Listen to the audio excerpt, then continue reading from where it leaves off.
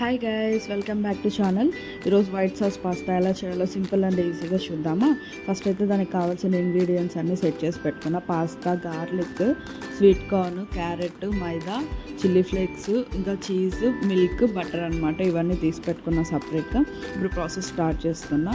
First అయితే pasta cut చేసుకొని కొంచెం ఎంత క్వాంటిటీ కావాలో అంత క్వాంటిటీ, కొంచెం నేనైతే సింగిల్ పర్సన్కి తీసుకుంటున్నా. కొంచెంగా ఆ క్వాంటిటీ తీసుకొని ఒక బౌల్లోకి వేసుకొని దాన్ని బాయిల్ చేసుకోవాలన్నమాట. ఇంత కొంచెం తీసుకున్నా. స్టవ్ వెలిగించుకొని నేను దాన్ని పెట్టుకొని బాయిల్ చేసుకుంటున్నా. వాటర్ వేసుకొని కొంచెం దాంట్లో హాఫ్ వాటర్ వేసుకొని బాయిల్ చేయాలి. బాయిల్ చేసేటప్పుడు దాంట్లో లైట్గా ఆయిల్, సాల్ట్ వేయాలి. సాల్ట్ దానికి పడుతుంది అనమాట.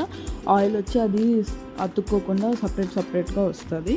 సో అలా చేసుకొని పక్కకైతే ఒక బౌల్ పెట్టుకొని పాలు హీట్ చేసుకుంటున్నాను.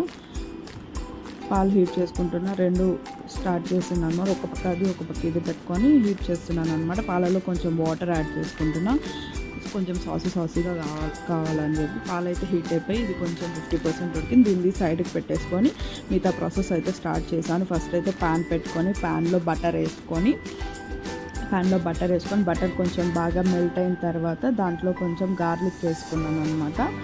గార్లిక్ కొంచెం బాగా రోస్ట్ అయిన తర్వాత స్వీట్ కార్న్ కూడా కొంచెం బాగా రోస్ట్ చేసుకున్న తర్వాత క్యారెట్ కూడా కొంచెం మగ్గేటట్టు చూసుకొని తర్వాత దాంట్లో మిల్క్ వేసేసాను అనమాట. మిల్క్ వేసేసి కొంచెం మిల్క్ దానికంటే పట్టేలోపు నేను మైదాలో కొంచెం వాటర్ వేసుకొని మిక్స్ చేసి పెట్టుకున్నా.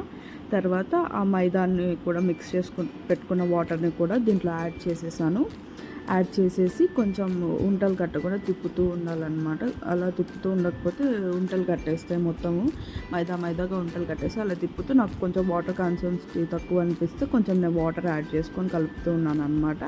కొంచెం ఇలా రావాలి, ఇలా ఈ క్వాంటిటీ సరిపోతుందన్నమాట.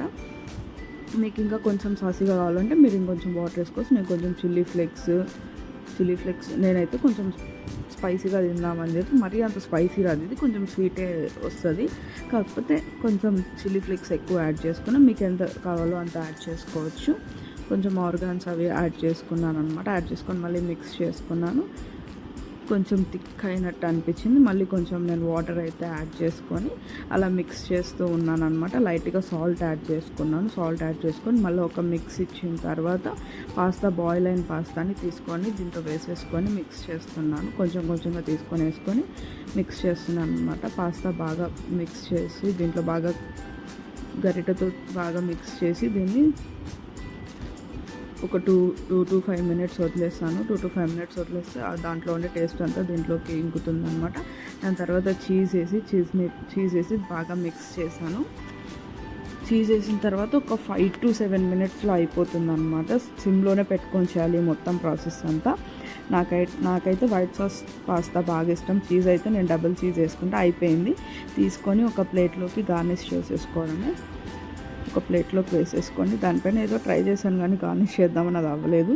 కొంచెం మళ్ళీ చిల్లీ ఫ్లేక్స్ యాడ్